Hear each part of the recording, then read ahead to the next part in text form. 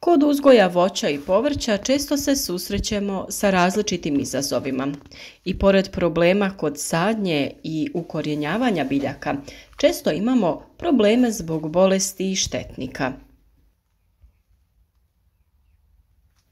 Promjena boje na listu često nam govori da se nešto događa, ali da bi pomogli biljkama, moramo znati prepoznati šta je razlog promjene boje. Danas pričamo o jednom štetniku koji se često javlja na biljkama u ljetnom periodu. Najčešće se javlja na krastavcu, dinjama, lubenicama, patliđanu, paradajzu, ali zna se pojaviti i na drugim kulturama poput maline, kupine i sl.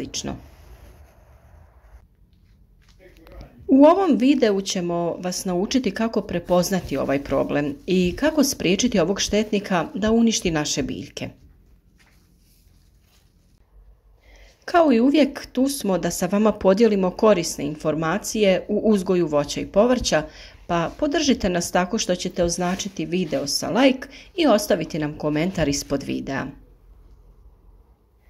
A kako bi ove informacije došle do što više ljudi i bile korisne i drugima, podijelite ovaj video na društvenim mrežama. Razloga zbog kojih list mijenja boju je puno, a najčešće je u pitanju nedostatak nekog od hranjiva ili se radi o nekoj bolesti biljke, te može biti u pitanju neki štetnik koji iscrpljuje biljku.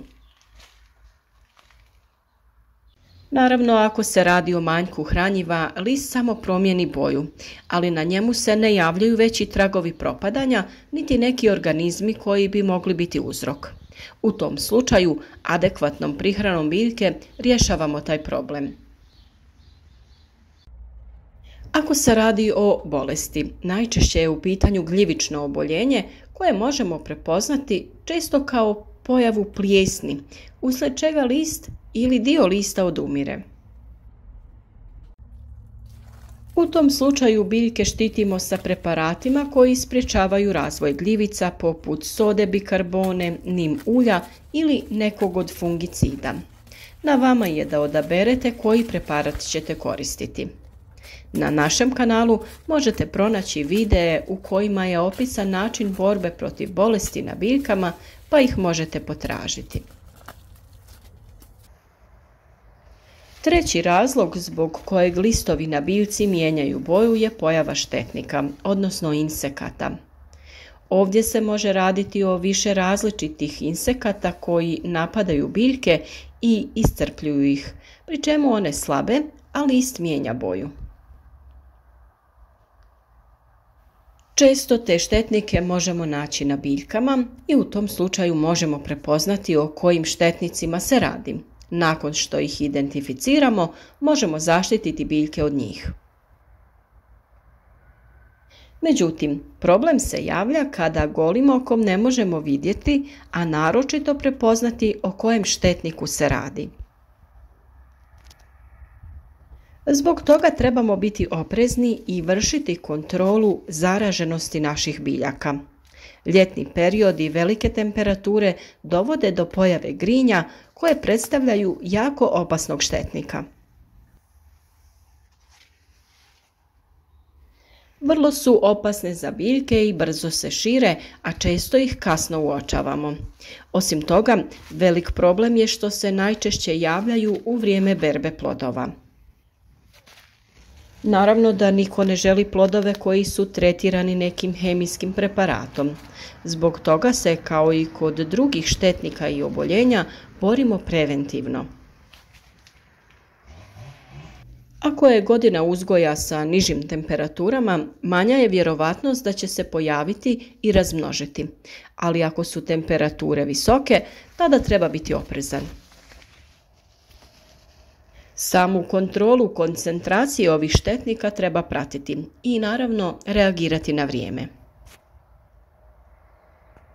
Sada se postavlja pitanje kako ih uočiti. Samo uočavanje ovih štetnika je teže ako smo slabijeg vida, ali postoje načini da si pomognemo. Ako uzmemo neku lupu, povećalo ili pomoću mobitela uvećamo površinu lista, uočiti ćemo tragove štetnika. Da su listovi zaraženi grinjama također možemo primijetiti tako što prvo uočavamo jako sitnu paučinu. Ako list gledamo sa veće udaljenosti, to ne vidimo. Međutim, ako se približimo ili uvećamo, uočiti ćemo tanke niti. Isto se nažalost događa i na drugom povrću, naročito ako su biljke sađene u blizini jedna drugoj. Štetnik se vrlo brzo širi. Da bi bili sigurni o čemu se radi, treba uraditi test. To radimo jednostavno pomoću čistog bijelog papira. Izaberemo jedan sumnjivi list i testiramo da li na njemu imamo štetnika. Budući da su u blizini i druge biljke, testirati ćemo ih sve. Izaberite listove koji su počeli mijenjati boju.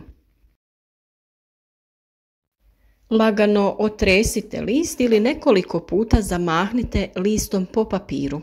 Golim okom se opet teško vide štetnici, međutim ako se zagledate malo bolje, vidjeti ćete jako sitne tačkice koje se kreću po papiru.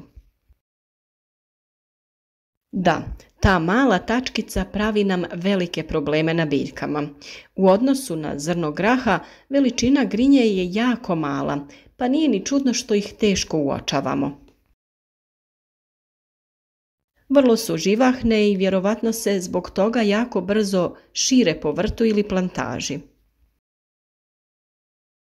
Inače, hemijski preparati koji se koriste za suzbijanje grinja nazivaju se akaricidi. Često ljudi ovog štetnika pokušavaju uništiti insekticidom, ali bezuspješno.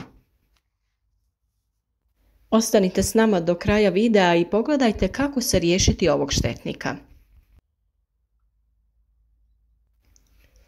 Mi to radimo ekološkim preparatima, a ukoliko vi želite koristiti hemijsko sredstvo za ovog štetnika, tada upotrijebite akaricid Vertimek u koncentraciji od 7 ml na 10 litara vode.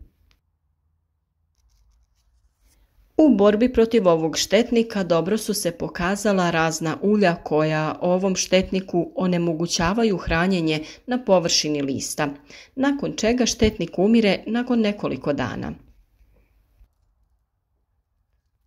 Za tu primjenu mi koristimo nim ulje, koje jednostavno otopimo u toploj vodi. Budući da je ulje nima jako gusto, dobro ga pomiješamo sa vodom, a za bolje prijanjanje i djelovanje u vodu ćemo dodati i malo tečnog sapuna. Za vrijeme dok radimo tretman ovim preparatom potrebno ga je stalno miješati. Vrlo je važno obilno okupati biljke sa obje strane listova, a tretman treba uraditi predvečer da bi se preparat sporije sušio. Naravno, nijedan preparat koji se prska po listovima biljaka nije dobro koristiti za vrijeme jakog sunca, pa to treba odraditi ili rano ujutro ili predvečer. Već sljedeći dan možemo uočiti promjene na listovima, a nakon nekoliko dana i novi list će nastaviti sa rastom, a biljka sa daljnjim razvojem. Često se uzgajivači biljaka vode sa tim da u ljetnom periodu listovi na biljkama ili čitave biljke odumiru i da je to prirodan ciklus.